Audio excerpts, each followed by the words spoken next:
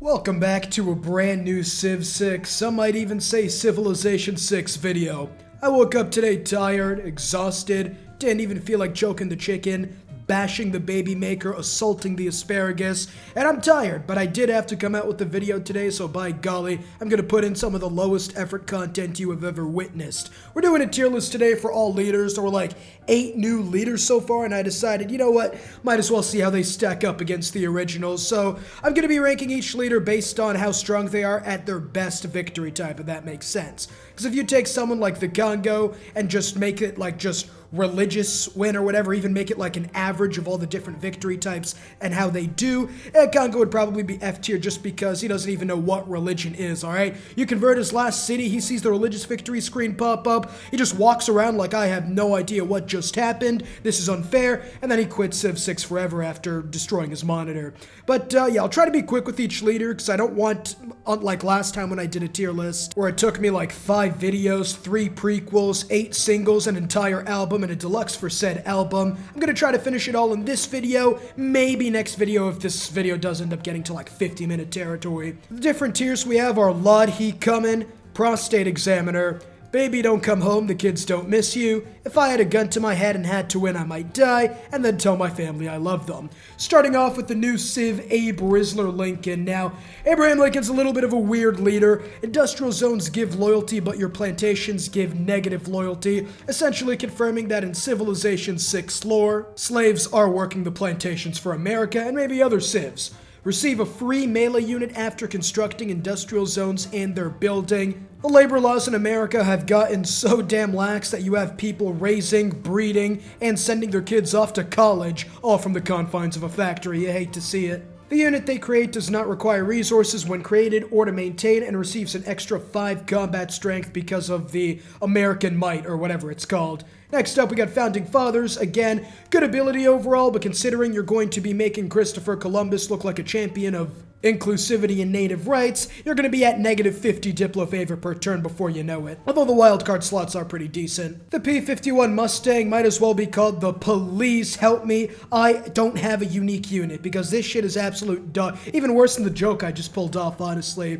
You gain 5 combat strength against fighter aircraft, giving you the decisive advantage you need against the 2 or so enemy planes that they end up building in a given game. 2 flight range on an already 6 or 8 tile flight type unit, a lot less strong than you would think, and an extra 50% experience if you somehow find enough units to give you said experience, considering even a regular fighter can one-shot everything. The film studio's really good, but like Founding Fathers, it doesn't necessarily give you an advantage for domination victory, which is what Abraham Lincoln seems to be most wanting to do, I guess. Overall, his abilities don't mesh too well, but they are pretty strong individually, so normally he'd be in the Baby Don't Come Home tier, but I'll put him in Prostate Examiner just because he's above average in every victory type, and I'd say pretty damn strong in domination. Next up, we have Alexander of Macedon. I did skip God, of course. He'd be in the top tier, right below Hammurabi, but Alexander over here gets 2 World's End. Probably the one ability in Civ there is no logical basis for. Cities do not incur war weariness. I cannot say that properly. It sounds like I'm having a stroke every time I try to pronounce the lexicon on street.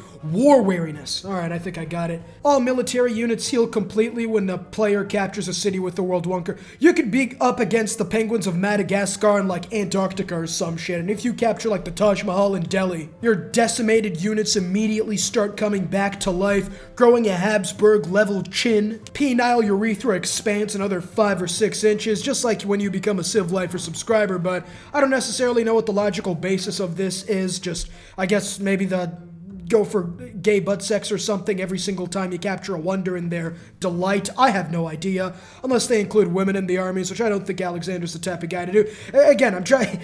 Let's continue. Next up is Hellenistic Fusion. Essentially, if you capture a semi-developed civilization in full, you'll have every single eureka and inspiration you will ever need. I mean, this is absolutely a disgusting ability. 1 war, and just like that, you're already top when it comes to science victory, with everything being 40 to 50% cheaper. The unique units aren't necessarily the greatest. I mean, the Hipaspist really isn't that good. It's a swordsman, so it's automatically like a great S-tier type unit, but as a unique unit and how much better it is than a regular swordsman, you get an advantage when fighting against districts, and the additional support bonus is great, but do you realize that every additional unit is like 1 extra combat strength, so nothing to write home about. The Hitoroi is so much better. It gets 5 combat strength and adjacent to a great general, 5 great general points when killing an enemy unit. You start with a free promotion, and overall, kind of like the Hippaspis, isn't that much better than a horseman. Of course, if you get a great general, it does become a lot better. But again, when you're playing in a horseman rush, especially on the higher difficulties, you want to like rush it out,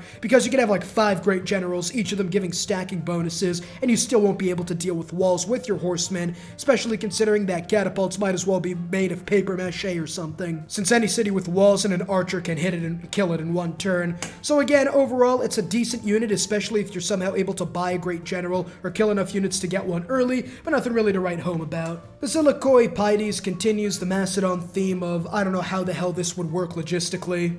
Every time you build a unit, every time a spearman learns how to thrust a spear, an archer learns how to let go of an arrow, a swordsman learns how to slash a sword, you immediately get science. Like, you could have like an entire spearman corps trained, and all of a sudden, yes, of course, that's how we get the wheel. Or like you could have just a few tanks built and, oh my god, electricity, why didn't I think of that? Doesn't really make too much sense to me, but it is one of the best unique buildings in the entire game, allowing you to spam out units and then inch closer towards a science victory, especially with Hellenistic fusion. Overall, I'm gonna go ahead and give Alexander into the Laud he comin' tier, because if he sets a sight on you, then Laud he comin'. You might as well put on a maid outfit, bend over, and hope and just lube up, I guess. That's the best advice I can give you. Amanitore's next up, another really good civ, 20% production towards districts, rising to 40% if there's a Nubian pyramid adjacent to the city center. The pyramid can be built on desert hills, and floodplains, giving you faith, food, and additional yields from districts, as well as 1 food from near a city center.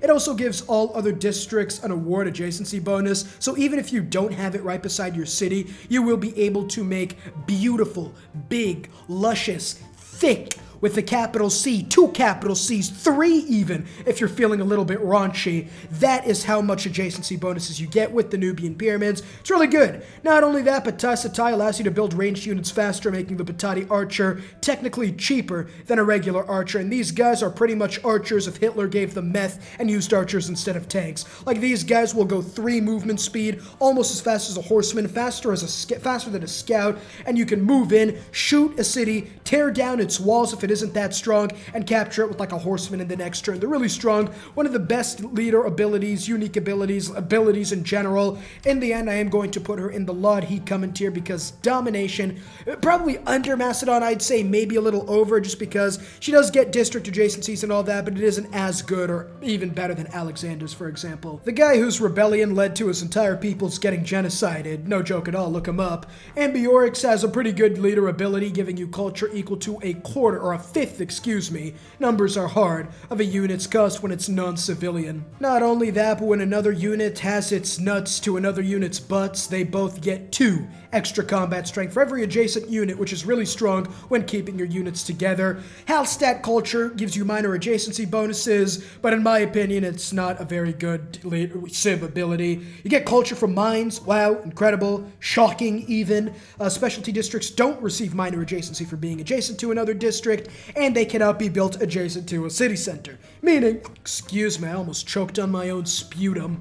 Meaning that these guys really aren't the best when it comes to building districts. You get adjacency for mines, but if you have something like stone for a quarry or like no mines, then you're pretty much just shit out of luck for the most part. Taisatai is a really good unique unit. It has an increased cost, but it gets 10 combat strength when fighting units with the higher base combat strength, meaning it looks its spearmen and licks its chops, because it's feasting if it sees a barbarian camp with a spearman inside of it. And it also gets 5 combat strength versus district defenses, meaning attacking cities or attacking someone on a campus will make you a lot stronger than normal. The real piece de resistance of Gaul, excuse me for speaking French, the oppidum. When you build your first oppidum, it allows you to immediately research apprenticeship no matter what you have. They immediately can build man-at-arms about 15 to 20 turns from the start of the game, which is just ridiculous. You get to play as the barbarians now, coming in with units the AI hasn't even researched yet. You haven't even researched its prerequisite yet. You get iron working, you get some iron, you get the man-at-arms,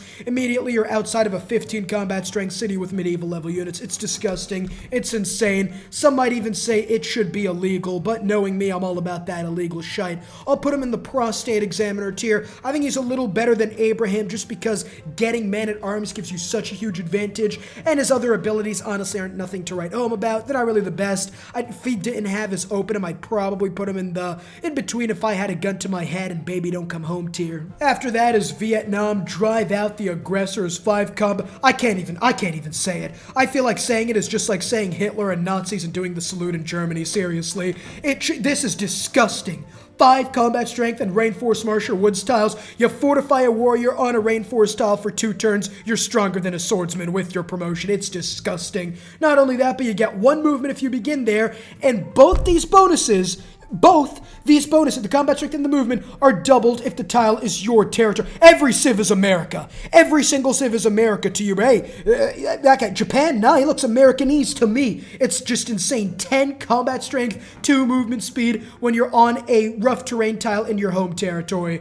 9 Dragon River Delta kind of restricts your district building, only allowed to build on the aforementioned tiles, woods, marsh, or rainforest, but you can build woods from medieval fair civic, and then you also get extra bonuses when building districts on top of those. It takes a little bit of planning, but you will have a high amount of culture, which actually lends itself well to the Than, giving you 2 culture for each adjacent district, up to a maximum of, I think, 12, and the culture turns into tourism. The second flight is discovered. People want to come and see how the fuck you stuck your fist so far up America's ass. It's insane. And then the Voishien's a really good crossbowman unit. It's expensive, it has additional movement, and can move after attacking, as well as being a lot stronger when defending. It has greater sight, but it being so expensive, it's a really good defensive unit. Offensive, especially when you need like siege units and such, above average. It's still a really good unit, especially if you have the production for it. I hate ranking the first couple of civs so high, but I don't know where else to put her.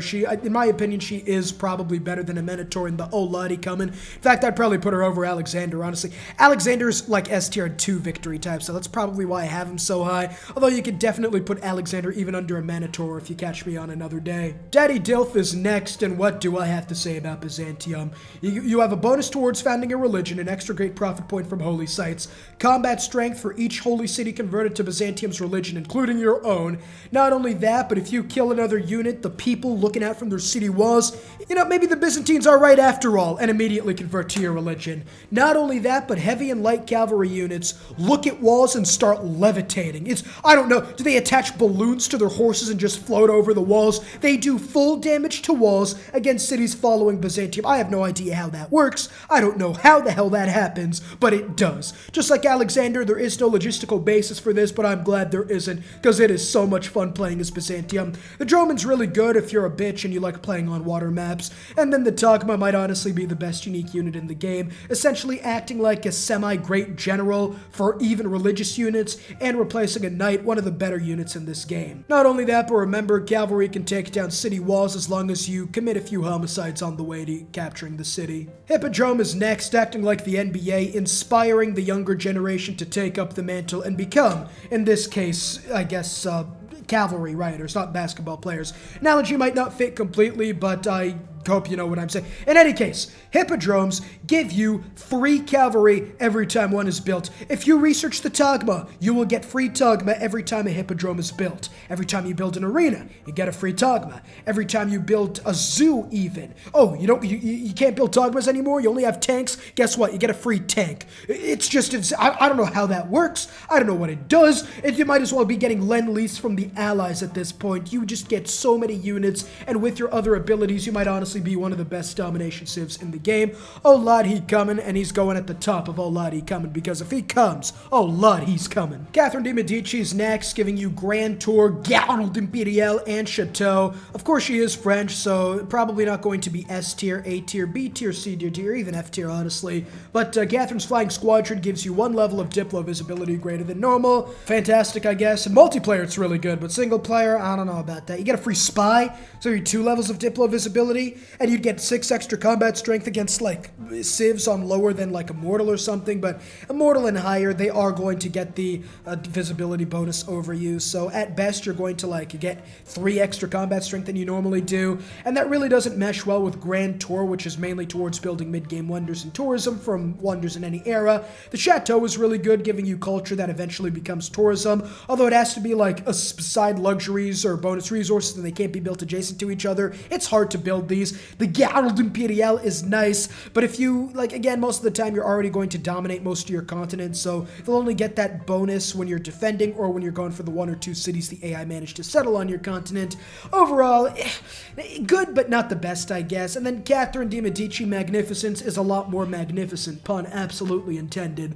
Improved luxuries adjacent to theater squares or chateaus receive culture, and the court festival project might be one of the best in the game. The first time I saw this and I did this, I was shocked, flabbergasted, zoomer-knockled, just knocked out essentially. Goddamn, got blood coming out of my eye holes. What I saw was most definitely a war crime. In like 20 turns, I won a culture victory. Absolutely insane. One of the best cultural civs just because of that, because the court festival depends on how many luxuries you have. So you can just go around, keep buying copies of luxuries, keep improving luxuries, and then one court festival gives you like 50 tourists or something. It's amazing. Black Queen Catherine, baby don't come home, they don't miss you. Of course, probably Lodhi coming in multiplayer, and then the Magnificence Catherine is probably, I'd say, a little better than Ambiorix and Abraham in the Prostate Examiner tier. Giga Chad Indian variant is next. War of Territorial Expansion gives you movement speed and combat strength for 10 turns after declaring it. Of course, you have to get the civic for it, and which is military training, a little far on the tech tree, which doesn't really coincide with the Varu, and then the civ has to be beside you, but again, not really that hard considering you could settle a city, declare war, and then go ahead and proceed to eliminate their cultural heritage. Problem is, you also have like the Dharma and the Stepwell, and they're good abilities on their own. They don't necessarily help Chandragupta too much. Again, if you want to spread other people's religion to your city, unless you really know what you're doing, it probably isn't the best idea, although you only need 1 follower. But again, the AI, especially on the higher difficulties, can't snowball that to just getting you dominant over their religion. And if you don't have a religion, it's going to be really hard to like replace them or whatever. So it's fine if you can get it going. The Varu's a really good unit. It's heavy cavalry, and it's also where you get horseback riding. Again, you might need catapults afterwards, which isn't ideal. And then the Stepwell giving food, housing, and faith, or food when adjacent to a holy site or a farm. You get more stuff when you advance through the tiers. It's probably the only like consistently really good ability India has, but Chandragupta's ability is really good overall, the movement speed and combat strength. So again, decent in domination, but him being like an Indian civ and having the Indian abilities, he's probably gonna go on the top of baby don't come home, the kids don't miss you tier. After that, we got both Cleopatras, one where you text 2 Ys and another where you text 4, 5, 6. You text all the Ys with this one, but their abilities are essentially the same. Itaru giving you production towards districts and wonders next to a river. You do not receive flood damage. Drowning, we don't do that here. Moses taught us how. Mariano Chariot Archer gives you extra movement speed, and I'm gonna say it. I used to think Mariano Chariot Archers were dog shit. If you have the production for them, they are absolutely insane. But again, key word, if you have the production for them, they're a lot more expensive. Movement speed's only in open terrain, and they're a lot stronger, but if you don't have the production for it, which a lot of the time you won't being near floodplains and it's gonna be difficult to build, Sphinx is probably one of the worst unique tile improvements. You get faith, you get culture, fantastic. If I can't eat on that tile, I can't necessarily work that tile. This isn't the Soviet Union we're running here. We actually have to feed our people. It gives you tourism after researching flight, which is nice, and can't be built to another Sphinx, so you can't like stack them. Can't be built on snow or snow hills, which understandable, I guess. But again, not really the best unique improvement. Now, their leader abilities, Mediterranean Bride gives you gold, but gives other civs food, and you get alliance points twice as fast as usual. But then the other one, resources along floodplains receive 1 food and 1 culture. On floodplain tiles, grant 1 appeal to adjacent tiles instead of the usual -1. That's pretty good. Now, it's not incredible or anything because you need resources beside the floodplains. If you edit your map, it would be sensational, but if we're talking about like a regular start on a higher difficulty, it'll give you like maybe in total for your capital 2 food and 2 extra culture. Nice, but not exactly game-breaking. The appeal is really good, especially if you can get preserves all around that. Now your floodplains are making 5 food, 4 production, 3 science with Etamananki, 2 faith. cooks and cleans for you, does your taxes, it just does everything, honestly. So it really depends on the start for both Cleopatras, I guess, although this one's a lot more consistent, this one's a lot more, I guess, better if she gets a lucky start. And in any case, I am going to put both of them, well, I don't have the second one, I guess, but I'll put this Cleopatra right above France and the baby don't come home tier, and then the other Cleopatra probably at the end of the prostate examiner tier. Cyrus is next, giving you movement for 10 turns after declaring on a surprise war, and 5 loyalty per turn in occupied cities with a garrison. That's at least 8 tier. Prostate examiner tier. Surprise wars only count as formal wars for the purposes of grievances. Again, if you're wanted by Nuremberg, the Hague, and every intelligence body in the world like I am, this really isn't going to do too much for you, but it's good if you want to, I guess, take out one civ and then maybe play peaceful afterwards. Satrapies giving extra trade routes as well as, extra resources when trading between your cities is really good, especially in the early game, and roads built in your territory is a lot more useful than given credit for. Immortals are my personal favorite unique unit in the entire game, as strongest swordsmen with a ranged attack. My goodness, that is disgusting. They can beat legions in a 1v1. You heard it here first. The Paradise is also pretty decent, although again, if you are playing Persia, you're not really going to go towards a cultural type game, but being able to build gold, helping you fuel your war machine is really nice. Overall, I think he is probably going to go in the prostate examiner tier, probably even Lodi coming. I think he's better than Ambiorix's strategy for man-at-arms, just because he might not have iron, I guess. I guess because of that, I should put him under Abe Lincoln, but overall, a little bit under Catherine, but still a really good civ nonetheless. Dido's next, and as a quick reminder, this is going to be like as if we were on an archipelago map, just to give each civ, I guess, the advantages so we can properly rank them. You can move your original capital to any city with a Kothon. Well, cool and all, but I'd much rather get an ability I can, use. I mean, you get a trade route for each government plaza building in the government plaza district. That's fantastic. 50% production towards districts in the city with the government plaza. Wow. Gonna have one super city and the unders can just suck my dick, I guess. I don't know. Mediterranean colonies gives you probably the easiest Eureka you can ever get normally. I'm not even gonna count the writing Eureka as an ability. Coastal cities located on the same continent are 100% loyal. Okay! That's pretty good. Settlers give 2 movement and 2 sight while embarked. A little less good. Settlers ignore movement speed from embarking or disembarking. Alright, that's a little useless, but let's see the Kothon. 50% production towards naval units and Yep, there it is. There's the ability I was looking for. Not only that, but all wounded naval units in the cities heal 100 HP per turn. What the hell are you feeding in your Kothons? You must have the elixir of life stored away. You heal them all each turn. It's fantastic for an archipelago map, especially in the mid to late game. The Byreme is a galley, so we won't even talk about that. It's good at defending, but again, considering you're only going to be able to attack like one boat at a time, it's really not that good in a naval domination game. Overall, probably the first civ I would... Okay, where the hell is she even? I have no... There she is. First civ I'd put in the... If I had a gun to my head and I had to win, I might die tier. Just because of the fact, like, the abilities are decent overall, but a lot of them seem gimmicky, like, ooh, I can move my capital. That's gonna stop Hammurabi. That sure is gonna stop Catherine from winning a cultural game. I see Alexander and your 50 units at my border, but watch this! I can move my just absolutely incredible work. Good stuff, Dido. We get 2 Eleanors, one of which got about 50 photos from the Tulip Festival every year, and the other of which who decided to bring her Disney princess dream into her adult life. They're both essentially the same. One of them's England, one of them... Let's talk about the English one first. Let's talk about this one. Workshop of the World, that doesn't help my culture game. Sea Dogs, that doesn't help my culture game. Royal Navy Dockyards, that does... I guess giving money would help for the culture game of buying great works. And I guess, production gives you wonders in the late game, but what you really want with her is love. Capital L, extended O, elongated even, because getting all these great works, -1 loyalty per turn in foreign cities, you get enough of them, people are going to be going, did you see the new Mona Lisa in Paris? My God, we should join their empire. Again, you're going to need those, and if you're not getting like a lot of them, especially in the mid to late game especially, then you're really not going to be getting that much out of it.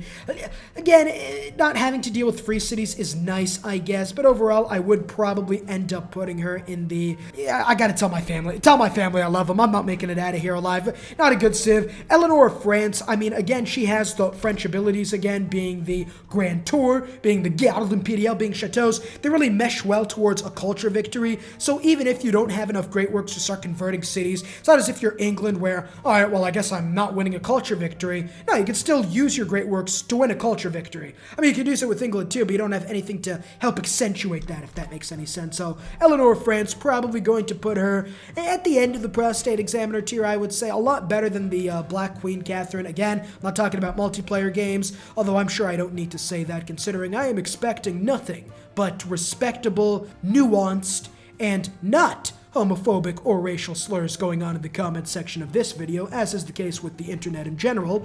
But again, French Eleanor, A tier, or prostate examiner tier, excuse me, one of the better civs in the game.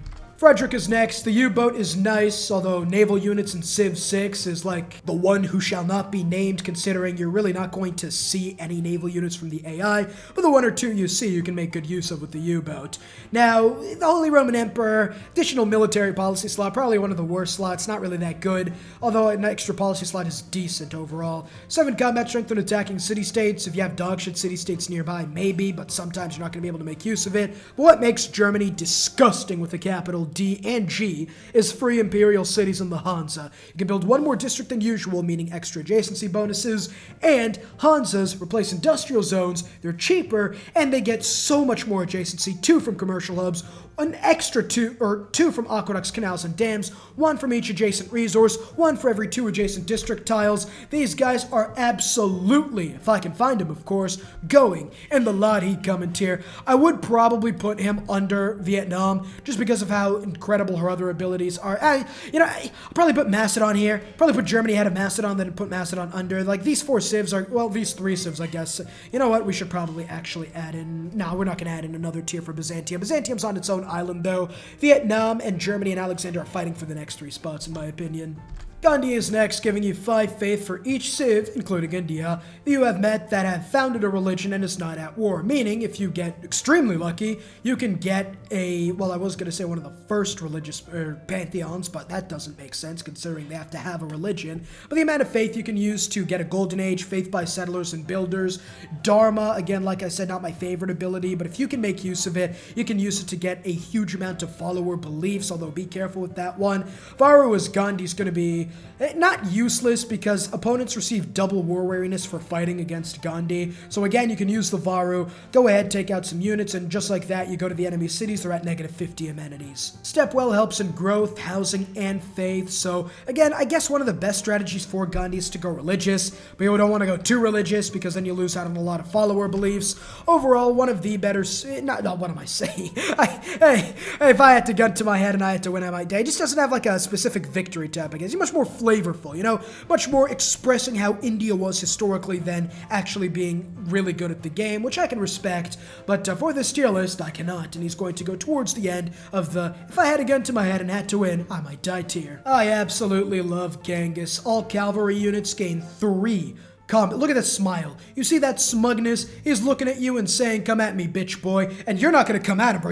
We are bitch boys, all right? Against him, we are absolute bitch boys. 3 combat strength and a chance to capture your cavalry units. The minute, like, you blink once, and just like that, your units have switched sides. It's like you're playing Hoi 4 with Italy as your ally. It's just, wow. Not only that, but you get a trade route, immediately gives you a trading post, and trading posts give an extra level of diplo visibility, and Mongolian units double the usual combat strength. There it is. So 1 extra diplo visibility over the AI gives you an extra 6 combat strength. Not only that, but if you get like a spy and get 2 diplo visibility, my goodness. Holy crap, that's now plus 12. If you somehow get another, that's plus 18. Meanwhile, you're running over them like you were Mongolia and Baghdad. My goodness. And not even that, the Keshigs are essentially a 4 movement speed crossbowman. Enough said. Ordu's another really good unique ability, giving extra movement speed to cavalry units trained in the city, extra combat experience for all cavalry and siege units in the city. Again, giving you that extra oomph you need to run around, pillage, pillage, destroy, kill, massacre, assault, and I'm not talking about the condiment, all your enemies. It's incredible. Again, you are still going to probably need siege units since Keshiks aren't like Civ 5 where they were actually broken. Move, attack the city, and then move out of the way. No, I'm not joking. So again, overall, he's probably going to be in the prostate examiner tier. I'll put him ahead of Cyrus. I still think Catherine's court festival is extremely strong, but he is still one of the better civs in the game. Gilgamesh is next. When at war with a common foe, they and their allies share pillage rewards and combat experience. S-tier ally, not very good when you're playing by yourself. Their alliances gain alliance points for being at war with the common foe. That's pretty good. Combat strength against units of players at war with you and our ally. That's pretty good. Sumeria's epic quests give you an extra tribal village reward. It's not bad. You can also levy for half the cost, which is good. The war card, I think, is a little overblown just because of the fact that on the lower difficulties, fine, and multiplayer, but on the higher difficulties, which is what I'm sort of basing this tier list on, they aren't really going to... They're going to be strong, I suppose, but they're not going to be as strong as you would think, and you're probably only going to get like maybe 1 or 2 cities. Ziggurat's really good if you have a lot of food tiles, so you can grow at the same time while working science and culture. Mid to late game, it's also really good if you need a nice science and culture punch. Overall, they're probably a lot better than people give them credit for. I'll probably put them in the top of the baby don't come home, the kids don't miss you tier. They got some decent abilities, but nothing that really stands out too much. Now we have Gitarja, exalted goddess of the three worlds. I still can't speak today. Exalted goddess of the 3 worlds, despite sounding like a Twitch streamer's name, is actually a fairly sizable unique ability, allowing you to buy units with faith. Just pray to God, I guess, and a battalion of armadas comes out of nowhere. And then you get 2 faith for all districts that are adjacent to the coast or lakes, giving you faith in the city center. So you can get a really early pantheon. Nah, never mind, I'm an idiot. It's 2 faith to city centers that are adjacent to the coast or lake tiles. Another really strong leader ability, I guess. One of the best, in my opinion, just allowing you to essentially guarantee yourself religious settlements in 2 cities early on.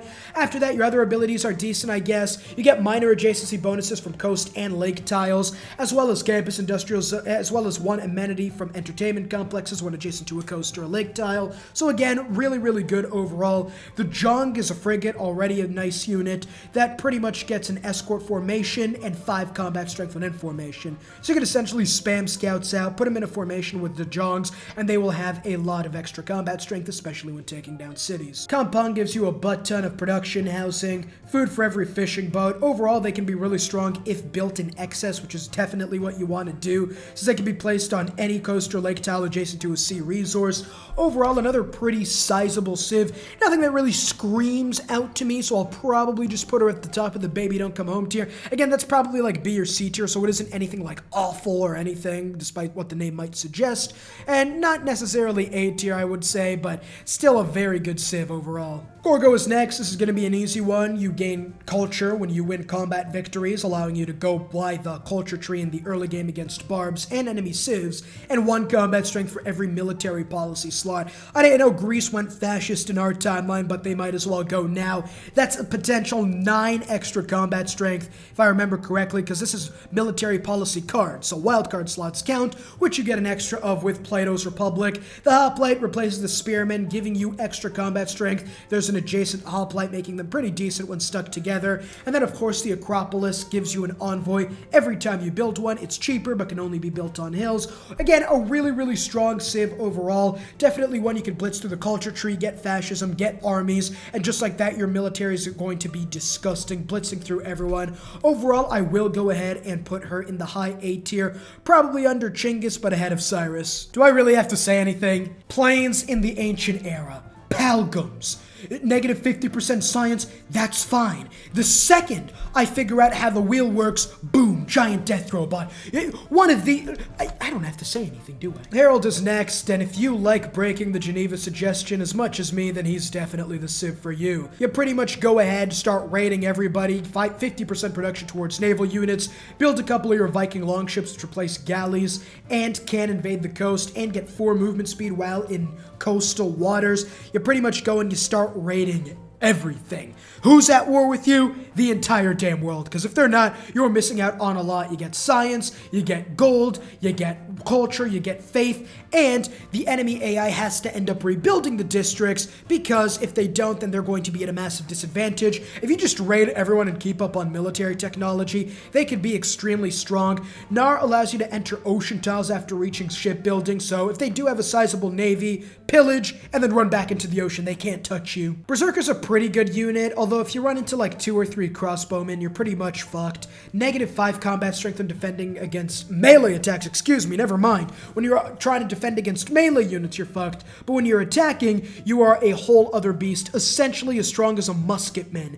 But when you are defending, you are at a little bit of a disadvantage, so what you want to do with these guys is ensure that no other melee unit is, I guess, nearby of you, else you're going to be feasting at Valhalla tonight. Stave Church replaces the temple, essentially giving you production to each coastal resource in the city. Nothing too bad. It gets an additional standard adjacency bonus from woods. Again, it's nothing too crazy. You really don't want to be going too faith-wise with Herald. There are, of course, strategies you can go for, but again, early game, you get those long ships, you get to pillaging. That's how you probably should play them. Again, if we're taking into account, you'd probably want them on an archipelago map. We'll put them on top of the baby don't come home, the kids don't miss you. Switch them with Gitarja, depending on the time of day, I guess. Jadwiga is next. If her hips were a leader ability, they would be crushing, quite literally, in fact. But horniness aside, Lithuanian Union, your majority religion becomes the dominant religion in cities that lose a tile to a culture bomb from Poland. Now, that sounds good. If you don't found your religion, well, then you're going to be in a little bit of a problem, because spreading your religion, other people's religion to other civs, is essentially a recipe for disaster. Holy sites gain faith adjacency from other districts, which is nice, and relics give you faith, culture, and gold, although they're still hard as fuck to find, so good luck with that unless you go reliquaries, which again requires a religion, but you have no bonuses to founding a religion. So again, despite the fact that I would let her step on me, this is really not going to be conducive to winning a game of civilization overall. Golden Liberty's next. When you build an encampment or fort, you essentially get a culture bomb, which is nice, I guess. 1 military policy slot is converted to a wildcard slot. That's really good, because you can now get an extra economic slot,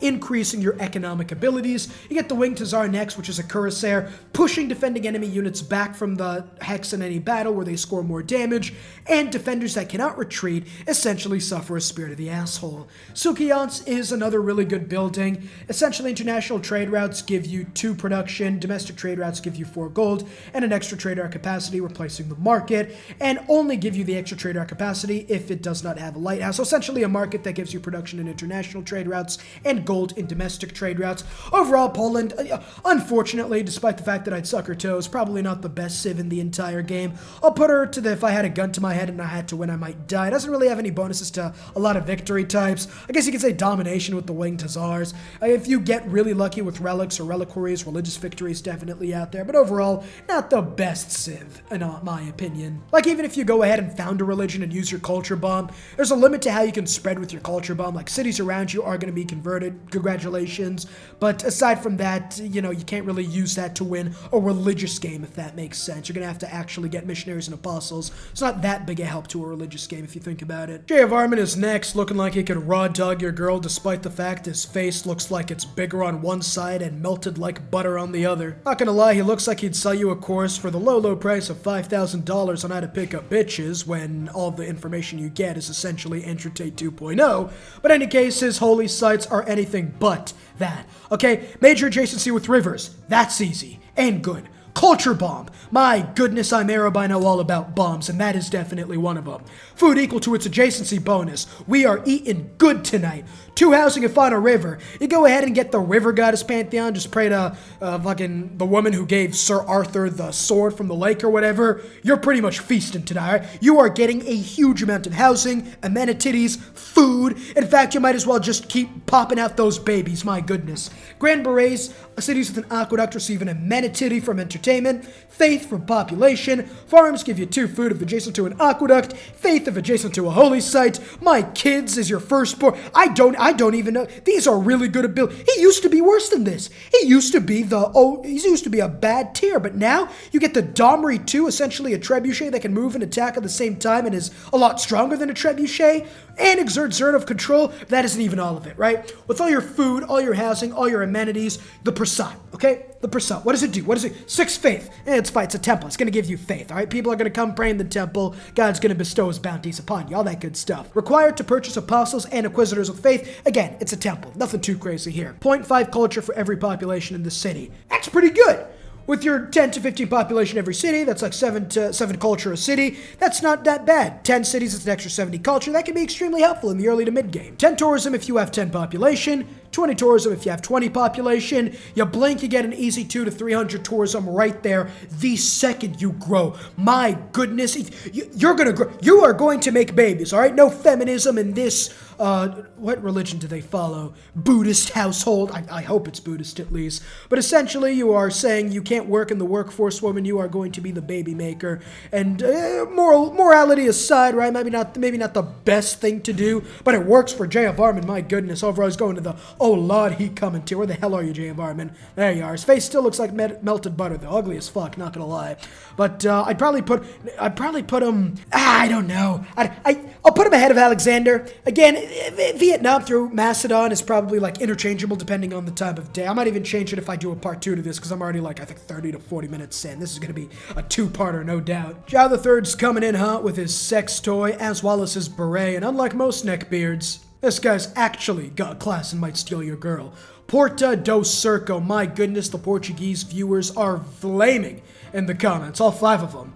All units receive 1 site. Trade route capacity when a civilization is met. Open borders with all city-states. You meet 50 civs, you get 50 trade routes. You meet 0 civs, you get 0 trade routes. It's as simple as that, all right? Casa de India, all right? Giving you a better unique ability than India actually has, which is disrespectful. International trade routes can only originate from coastal cities and can only reach cities on the coast or with a harbor, but you get 50% extra yields. Trader units have extra range and can embark as soon as they are unlocked. That's pretty good overall. The now, melee unit that replaces the caramel sucks. Dog shit. It's a fucking caravel. 1 free promotion, whoop-de-doo. Less maintenance. Oh, as if I didn't need more gold as Portugal. But this isn't why you build the nows. You build the nows to get the Vitorias. 2 charges. What do Vitorias give you? 4 gold, 1 production. For the enemy civ, because you have to place Vitorias in enemy tiles. Okay, Civ Lifer, I'm gonna slap you in the face, because you're acting like these guys are sliced bread or some shit. They are. Trade routes sent to the city from Portugal gain 4 gold and 2 production, or 1 production, turning into 8 gold and 2 production with your ability. Can only be built adjacent to luxury or bonus resources. City-states that you have open borders with must be built on a coast or lake tile. Again, when you add this gold production to Casa de India's, maybe even a cultural alliance, you are getting an insane amount of resources. Not to mention, you get more of these trade routes every civ you meet. So if you get like a huge map, you get an incredible amount of civs. Navigation school's really good, replacing the university, giving you 1 science for every 2 coastal lake tiles. So these guys are the king of archipelagos, giving you great scientists and great admiral points as well. On an archipelago where there aren't too many good campus locations, these guys are going to be ahead of Hammurabi. It might be blasphemous. I might be killed at the stake as a heretic, but it's goddamn it's true. Ahead of Hammurabi on an archipelago map. Although overall, I'll probably put him right at the top of the oh lord he coming tier, because if it's not an archipelago, he isn't coming at all. And neither will you, considering you can't even send trade routes, considering they have to be like coastal cities. So if it's a Pangaea, you're shit out of luck. John Curtin wants you to call an ambulance, but not for him, because every time you declare war on him, the man starts producing stuff. Double production if you've received a declaration of war or declared a liberation war in the past 10 turns. I've never actually done a liberation war despite a few thousand hours on the game, so I don't know how the hell you do that. I've tried to liberate my ally cities, it doesn't work. City-states, it doesn't work. Is what it is. 3 housing and coastal cities, meaning you are not required to settle near rivers, and pastures give you a culture bomb, as well as yields from districts are an extra 1 in tiles with charming appeal, and 3 in breathtaking appeal, aside from industrial zones, of course. The digger, 1 word off, and I'm saying, okay, let's skip that. 1 word off, and you are going to be probably get your Twitter deleted overall, but if you can just make sure that there's a D in front of the Igor, you should be fine. 10 combat strength and fighting on coastal tiles, 5 when fighting on neutral or foreign territory. Pretty good, but they turn into cataclysmic proportions when you realize they don't require oil to build like normal infantry units. Finally, outback stations giving you food, production, food for every adjacent pasture, and food and production as you advance through the tech and civic tree. Really good, especially on a TSL Australia map where you're going to have a lot of desert you can build outback stations in, as they can only be built in desert, desert hill, grassland, or plain styles. Again, really good civ overall, giving you huge amount of food and production, and a lot more when getting declared war on, as well as the fact that the Digger is a really good unique unit. Land Down Under gives you incredible district adjacency and housing. These guys are definitely coming. They are coming, but they're probably, in my opinion, under Amanitore. Christina is next. Buildings with at least 3 great work slots and wonders with at least 2 are automatically themed. That's really good. She may construct the Queen's Bibliothèque. I think that means library in French, but being French, I don't think it's going to be a very good unique ability. Building unique to Sweden, giving you 2 slots for writing, music, and any type of art. Again, not the best, because you're only really going to be getting one of them, and it's going to be as a government plaza building. Giving you 2 slots of writing, music, and art is good, but it's only 2 slots. The governor title is nice, but so does every other government plaza building give you. The open air museum can be placed once per city, and you get 2 culture and tourism depending on each terrain tile where you settled on. Snow, tundra, desert, plains, grassland. It's really easy to get all 5. Just settle your cities as diversely as possible, I guess. Giving you an extra, like, let's say 6 to 8 culture and tourism in most games per city, which is really nice. The Nobel Prize, yeah, I guess it's good overall, giving you Diplo favor when you earn a great person, as well as extra great engineer points and great scientist points from factories and universities. The extra competitions are nice if you can win them, but a lot of the time you're only going to be able to win 1 or 2. But again, if you are able to win all 3, that's incredibly good. The Carolean is dog shit. I mean, it replaces a pikeman unit in like the industrial age. Gets 3 combat strength per unused movement, and I think it has 2 or 3 units, or movement speed, I guess. Again, an extra 9 combat strength is really good, but again, just enemy musketmen can withstand that fairly easily, and if you don't have any extra movement speed, then they're just going to slaughter you, so not the best unit. Alright, whoever made this tier list appears to have forgotten about Christina. Again, he did more work than me. I did not make this tier list. Overall, I put Christina probably at the top of the baby don't come home, the kids don't miss you tier. Not really the best civ overall, but still a really good one if you do want to go for a culture victory. Next up, we got both Kublai Khans giving you a whopping extra economic policy slot in any government. Random Eureka and inspiration from establishing a trading post, but that's only once per civ, so 5 Eurekas, 5 inspirations. Not really that good. Dynastic cycle for China. The Chinese abilities overall are not that good if they're not Qin Shi Huang. You get extra science and culture from Eurekas and inspirations, which cool and all, but you're only going to be getting a maximum of 10 of them for free, and that's if you can send a trade route to the last civ if they aren't too far away. Crouching Tiger is probably the worst unique unit in the game. It's equivalent to my Crouching Tiger, which is what I call when I have to go shit in the fucking woods. The Great Wall is really good if you could, like, actually work it. It does give you culture and tourism as you advance through the tech tree, which is really good, and you can build, like, segments of them, and they give you gold and extra defense. It's a decent, unique improvement, and probably is the only thing keeping him from Tell My Family I Love Them tier. I'm just kidding. I'm putting him in the Tell My Family I Love Them tier. I'll put him ahead of Eleanor, maybe, that flips out. I don't know. He really isn't the best civ overall. It's nice. The abilities are nice, but they don't go to, they don't mesh, because the Chinese abilities were really made for Qin Shi Huang, not Kublai Khan. And his abilities really don't give him too many extra Eurekas and inspirations to abuse, nor do they really help him towards a culture game like the Great Wall, nor are they helping him towards a domination game. The Crouching Tiger doesn't help you either, but I guess is what it is. He doesn't have any abilities for anything for domination or anything like that. Mongolia gets the same leader ability, but then you also have the Orto giving you, again, Mongolia's abilities with the Keshiks and Ordus. Mongolia's abilities are really good, right? And the fact that you get a free trading post means you are going to be getting a free inspiration and Eureka the second you send that trade route, which is a little better than Chinese Kublai Khan, not a lot better, but it's really mostly Mongolia's abilities that carry this one. I'll go ahead and probably put him at the bottom of the prostate examiner tier. I mean, Mongolia's abilities are so damn good overall that he is still definitely a really good civ in my opinion. Coupe is next as you begin the game in an ocean tile, but you get a builder population when settling your first city, and the palace receives a lot of extra bonuses to housing, amenities, science, and culture. And then, you get science and culture before you settle your first city, allowing you to take your time, spend about 10, maybe 20 turns even on, you're just trying to get as good a city spot as is possible, although if you're the AI, you're going to settle on the first one tile you see, even if there are no other tiles or resources around. I really wish they'd fix that. You begin the game with sailing and shipbuilding, which is really good, as well as the ability to enter oceans, and then unimproved rainforests and woods give you production, as well as more production throughout the game.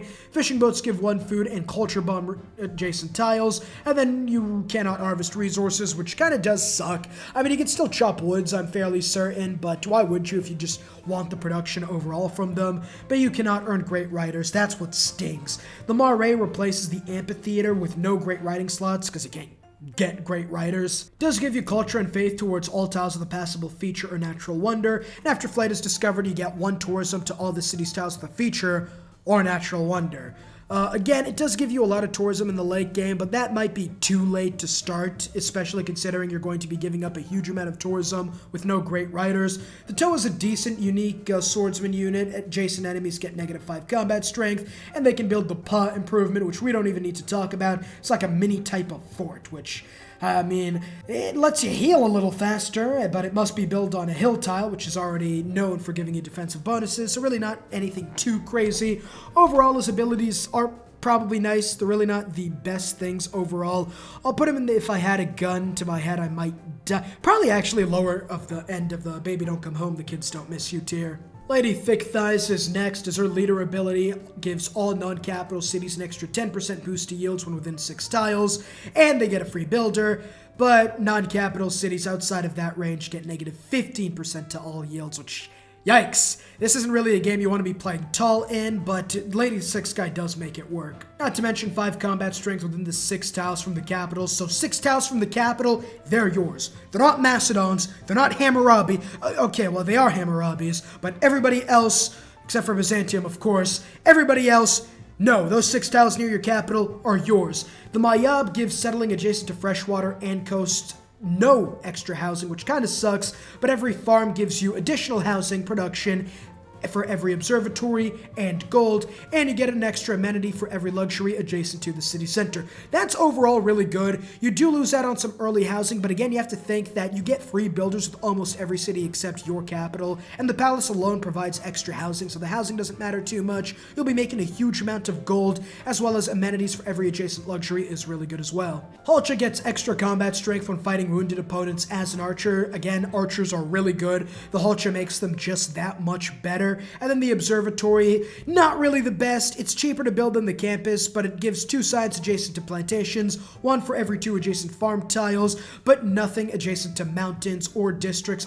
I think districts, actually. I'm not too certain, but I know it doesn't give you any adjacent to mountains. Again, if you have like a lot of plantations nearby, it's really good, but if you don't, then you're getting at max like 3 adjacency, which is still pretty good overall, but isn't as good.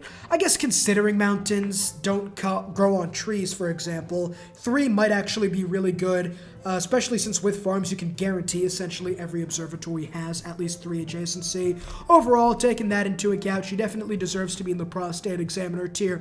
I'll put her right above Abraham Lincoln, another really, really good civ. We're about a little over halfway there, so I think I'm going to probably end off the video right now, just because of the fact that it's looking to be an hour long, and I am not trying to do a 2-hour video, no sir.